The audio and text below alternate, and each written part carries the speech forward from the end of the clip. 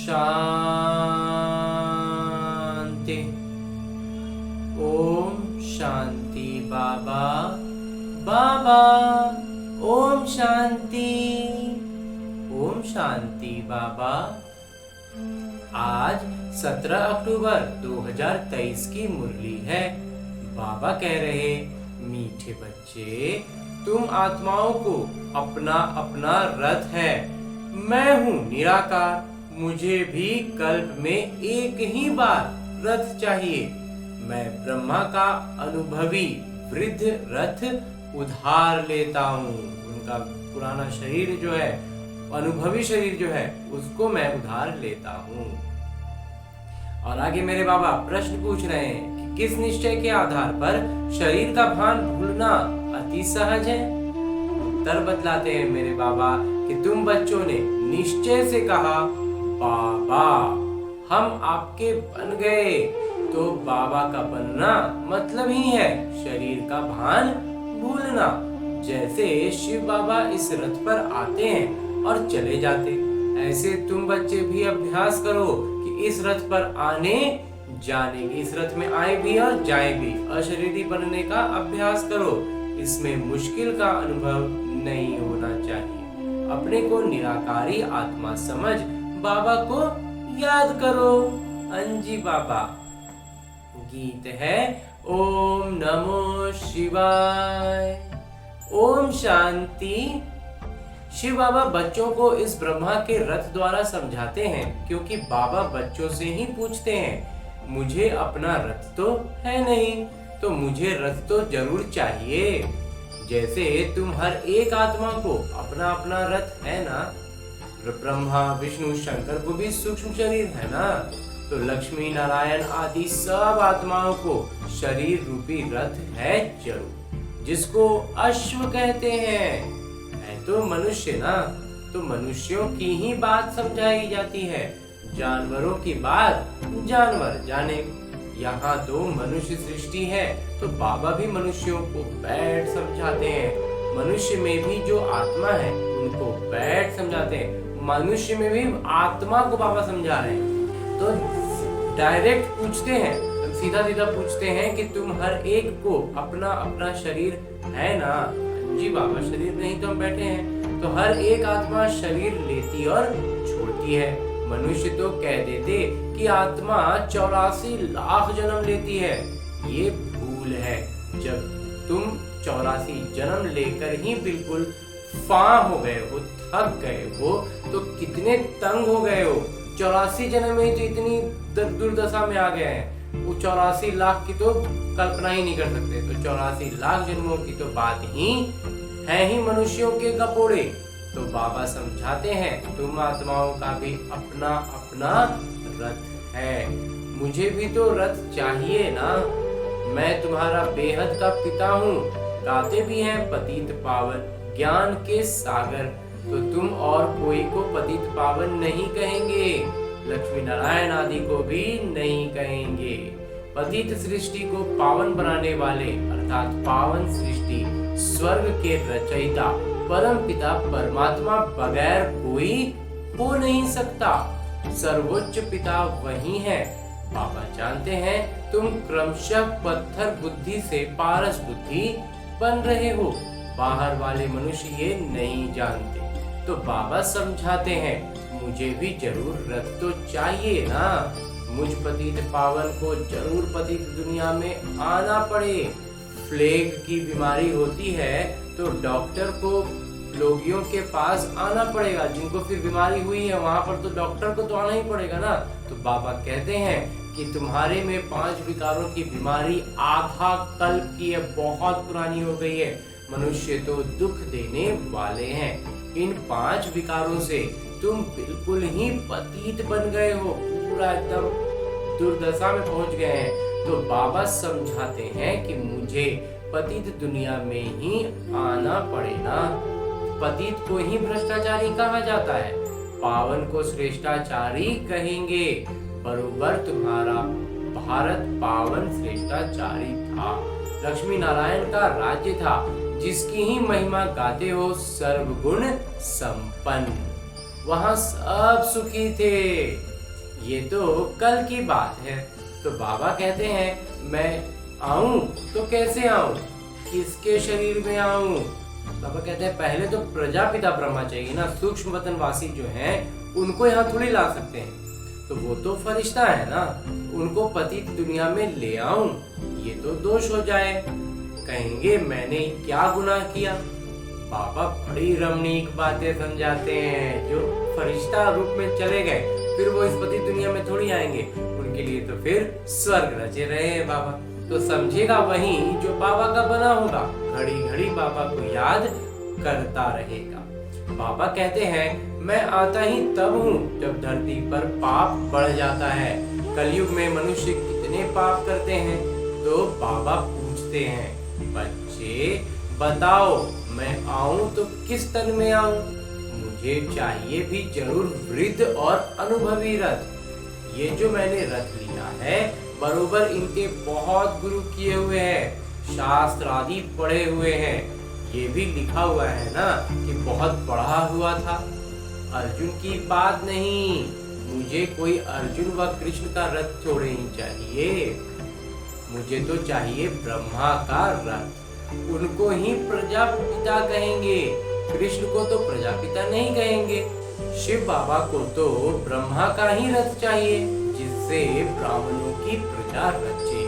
ब्राह्मणों का है सर्वोत्तम कुल, विराट रूप दिखाते हैं ना। में देवता, क्षत्रिय, वैश्य, शूद्र, बाकी ब्राह्मण कहाँ गए ये किसी को भी पता नहीं। ऊंच से ऊंच है ब्राह्मणों की चोटी। चोटी हो तब ही समझा जाता है कि ब्राह्मण है, जब चोटी होगी तभी उसको ब्राह्मण समझेंगे। सच्ची सच्ची चोटी तो तुम्हारी है। तुम राज ऋषि हो, बड़ी चोटी वाले। ऋषि उनको कहा जाता है जो पवित्र रहते हैं। तुम हो राजयोगी, राज ऋषि। राजाई के लिए तपस्या कर रहे हो, वो मुक्ति के लिए हठ योग की तपस्या करते हैं। तुम जीवन मुक्ति, राजाई के लिए राजयोग की तपस्या कर रहे हो। तुम्हारा नाम ही है शिव शक्ति। शिव बाबा तुम्हें रीइंकारनेट करते हैं तो तुम फिर से भारत में जन्म लेते हो। जन्म तो लिया है ना। हाँ जी बाबा, कोई कोई ने भल जन्म लिया है परंतु समझते नहीं है कि हम शिव बाबा के बने हैं, उनके पास जन्म लिया है। अगर ऐसा समझें तो शरीर का भान बिल्कुल ही निकल जाना चाहिए। जैसे शिव बाबा निराकार इस रथ में है, तुम भी अपने को निराकार आत्मा समझो। बाबा कहते हैं बच्चे मुझे याद करो, अब वापस घर चलना है। तुम तो पहले अशरीरी थे, फिर देवी व देवता का शरीर लिया, फिर क्षत्रिय शरीर, फिर वैश्य शरीर, फिर शूद्र शरीर लिया। अभी फिर तुम अशरीरी बनो। तुम मुझ निराकार को ही कहते हो। बाबा अभी हम आपके बने हैं, आपको वापस जाना है, देह को तो ले नहीं चलना है। हे आत्माएं, अब मुझ पिता को मीठे घर को याद करो। मनुष्य जब विलायत से लौटते हैं तो कहते हैं चलो अपने मीठे घर भारत में चलें, या जहाँ जन्म लिया था वहाँ लौटे। मनुष्य मरते हैं तो जहाँ जन्म लिया था ना उनको वहाँ ले जाते हैं। समझते हैं भारत की मिट्टी का बना हुआ है तो वो मिट्टी भारत में ही छोड़ें। बाबा कहते हैं मेरा जन्म भी भारत में है, शिव जयंती भी मनाते हैं, मेरे नाम तो ढेर रख दिए हैं। कहते हैं हर हर महादेव। सबके दुख काटने वाले वो भी मैं ही हूँ, शंकर नहीं है। ब्रह्मा सेवा पर हाजिर है और फिर जो स्थापना करते हैं वही विष्णु के दो रूप से पालना करेंगे। वहीं प्रजापिता ब्रह्मा जो अभी है वहीं विष्णु का रूप लेंगे और वहीं फिर पालना करेंगे। तो मुझे प्रजापिता ब्रह्मा जरूर चाहिए। आदि देव का बरोबर मंदिर भी है। आदि देव किसके बच्चे हैं कोई बताए? उनके पिता कौन थे? आदि देव प्रजापिता ब्रह्मा है, उनके पिता हैं शिव। तो ये जगत पिता जगत अम्बा का यादगार मंदिर है। इस आदि देव ब्रह्मा के रथ में बाबा ने बैठ ज्ञान सुनाया है। कोठरी में सब बच्चे बैठे हैं। सभी का मंदिर तो नहीं बनाएंगे, अब इतने सारे हैं तो इन सबका तो मंदिर नहीं ना बनाएंगे। मुख्य है 108 की माला, तो 108 कोठरियां बना दी हैं। 108 की ही पूजा होती है। मुख्य है शिव बाबा, फिर ब्रह्मा सरस्वती युगल, वो शिव बाबा है फूल, उनको अपना शरीर नहीं है। ब्रह्मा सरस्वती को अपना शरीर है। तो माला शरीरधारियों की बनी हुई है। सब माला को पूजते हैं, पूजकर पूरा करेंगे, फिर शिव बाबा को नमस्कार करेंगे, माथा झुकाएंगे, क्योंकि उन्होंने इन सबको पतित से पावन बनाया है, इसलिए पूजी जाती हैं। माला हाथ में ले बैठ राम राम कहते हैं। परमपिता परमात्मा के नाम का किसी को पता ही नहीं है। शिव बाबा है मुख्य, फिर प्रजापिता ब्रह्मा और सरस्वती भी मुख्य हैं। बाकी ब्रह्मा कुमार कुमारियां जो जो पुरुषार्थ करते रहते हैं उन्हों के नाम होंगे। आगे चल तुम सब देखते रहेंगे। जब अंत समय होगी तब तुम यहाँ आकर रहेंगे। जो पक्के योगी होंगे वहीं रह सकेंगे। भोगी तो थोड़ा ठगा सुनने से खत्म हो जाएंगे। कोई का ऑपरेशन देखने से भी बहुत से मनुष्य बेहोश हो जाते हैं। अभी पार्टीशन में कितने मनुष्य मरे। वो लोग तो कपोड़े मारते रहते हैं कि हमने बगैर कोई लड़ाई राज्य ले लिया, परंतु मरे इतने जो बात मत पूछो। बहुत बुरा माहौल था वो। तो ये है ही झूठी माया। अभी सच्चे बाबा बैठ तुमको सच सुनाते हैं। बाबा कहते हैं मुझे रथ तो जरूर चाहिए, मैं साजन बड़ा हूँ तो सजनी भी बड़ा चाहिए। सरस्वती है ब्रह्मा मुख वंशावली, वो कोई ब्रह्मा की युगल नहीं है, ब्रह्मा की भी बेटी है। तो उनको फिर जगत अम्बा क्यों कहते हैं? क्योंकि ये पुरुष में है ना, तो माताओं की संभाल के लिए उनको रखा है। ब्रह्मा मुख वंशावली, सरस्वती तो ब्रह्मा की बेटी हो गई। तो मम्मा तो जवान है, ब्रह्मा तो बूढ़े हैं। सरस्वती जवान, ब्रह्मा की स्त्री शोभती भी नहीं है, हाफ पार्टनर कहला न सके। अभी तुम समझ गए हो बात। बाबा कहते हैं अभी तुम समझ गए हो। तो बाबा कहते हैं मुझे इस ब्रह्मा का शरीर लोन लेना पड़ता है। उधार पर तो बहुत लेते हैं। ब्राह्मण को सिखलाते हैं तो वो आत्मा आकर ब्राह्मण के शरीर का आधार लेगी। आत्मा वह शरीर छोड़कर आती है क्या? नहीं। वो ये तो बच्चों को समझाया गया है कि नाटक में साक्षात्कार की रस्म रिवाज पहले से नूंद है। यहाँ भी बुलाते हैं। ऐसे नहीं कि आत्मा शरीर छोड़कर आएगी, नहीं, ये नाटक में नूंद है। बाबा के लिए तो ये रथ नंदीगण है, नहीं तो शिव के मंदिर में बैल क्यों दिखाते? सूक्ष्म वतन में शंकर के पास बैल कहाँ से आया? वहां तो है ही ब्रह्मा विष्णु और शंकर, और वो युगल दिखाते हैं, प्रवृत्ति मार्ग दिखाते हैं। बाकी वहां जानवर कहाँ से आया? मनुष्यों की बुद्धि कुछ भी काम नहीं करती। जो आता है सो कहते रहते हैं, कुछ ना कुछ कह दो, जिससे waste of time, waste of energy होता है। खुद कुछ अपना बता नहीं पा रहे हैं तो हमें मुंझा देते हैं। यही इसी उद्देश्य में रहते हैं कि मुंझ भी गए तो हम अपने भगवान को पहचान ही नहीं पाएंगे। तुम कहते हो हम सो पावन देवता थे, फिर पुनर्जन्म लेते लेते हम पतित पुजारी बने हैं। आप ही पूज्य, आप ही पुजारी। पूज्य और पुजारी कोई भगवान नहीं बनते, उनको थोड़े ही 84 जन्म लेने पड़ते हैं। माया मनुष्यों को बिल्कुल पत्थर बुद्धि बना देती है। हम सो का अर्थ ये नहीं कि हम आत्मा सो परमात्मा है, नहीं, हम सो ब्राह्मण सो देवता बनेंगे, पुनर्जन्म लेते आएंगे। कितनी अच्छी समझ है। बाबा कहते हैं मैंने जिसमें प्रवेश किया है इसने बहुत गुरु किए, शास्त्र पढ़े हैं, जन्म भी पूरे 84 लिए हुए हैं, ये नहीं जानते तो हम तुमको इन सहित सबको बताते हैं। बाबा जो है वो उन ब्रह्मा बाबा को भी जब नहीं मालूम है तो बाबा कहते हैं उनको भी बता रहे हैं और हम बच्चों को भी बाबा स्पष्ट सारा ज्ञान दे रहे हैं। तो ब्रह्मा को भी बतलाता हूँ, सदैव भी तो सवारी नहीं कर सकता हूँ, तो ब्रह्मा मुख वंशावली ब्राह्मणों को बतलाता हूँ, मुझे रथ भी चाहिए ना, तो तुम बच्चे याद करते हो और मैं आ जाता हूँ, मुझे तो सेवा करनी ही है। तो श्री श्री शिव की मत से भारत पावन बनता है। नरकवासियों को श्री श्री का टाइटल देना गलत है। आगे श्री नाम नहीं, पहले श्री नाम नहीं लगता था, नाम के आगे श्री नहीं लगता था, अभी तो सबको श्री अर्थात श्रेष्ठ बना दिया है। श्री श्री तो है शिव बाबा, सिर्फ शिव बाबा के साथ श्री श्री लगेगा। फिर सूक्ष्मतन वासी ब्रह्मा विष्णु शंकर, फिर श्री लक्ष्मी नारायण, ये समझने की बातें हैं।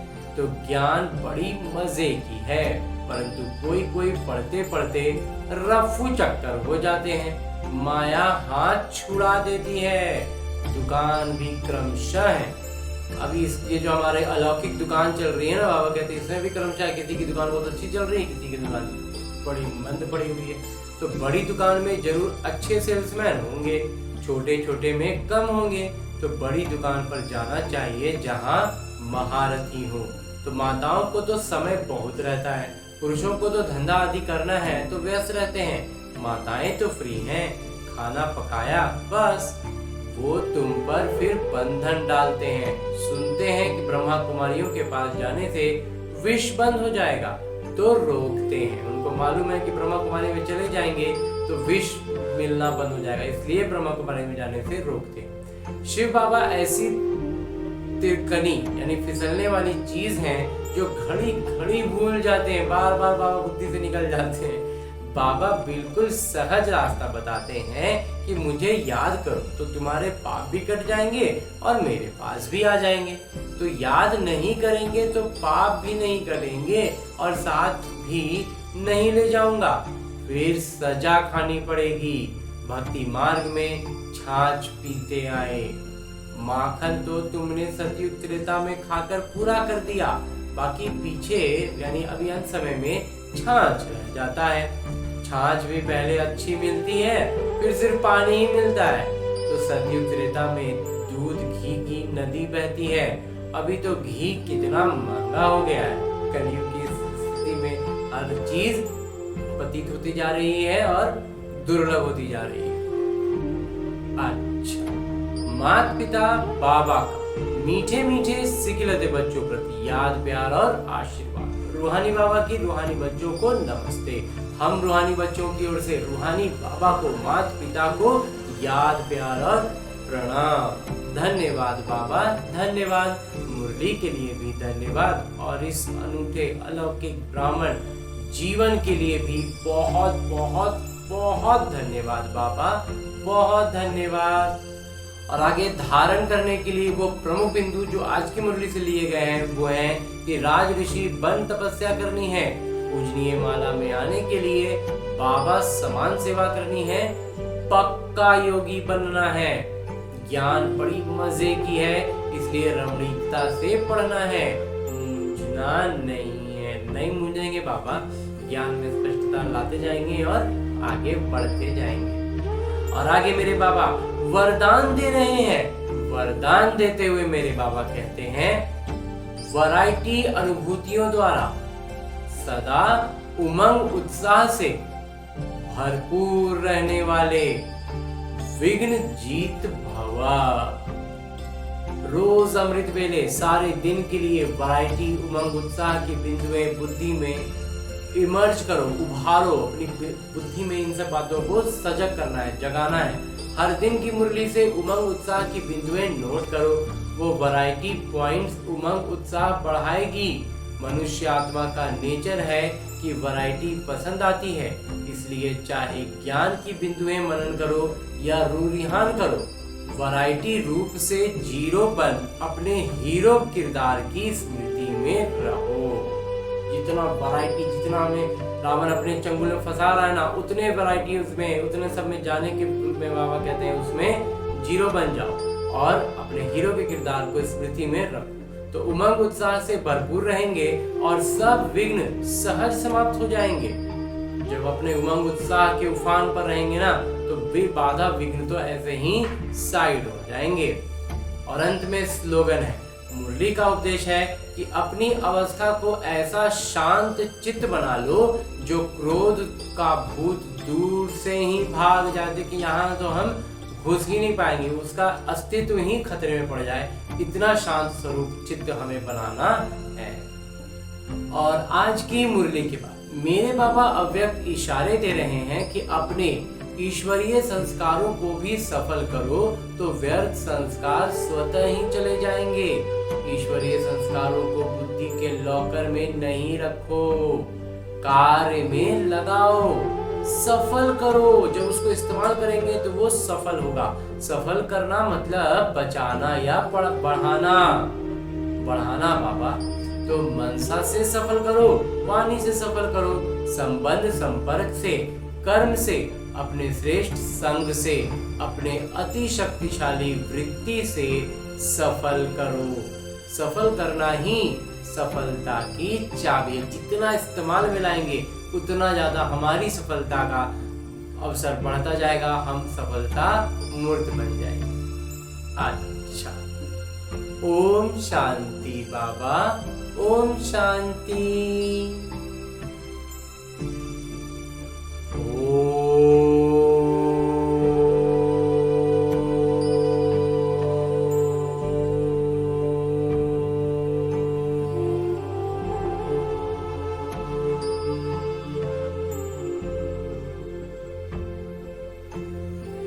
शांति।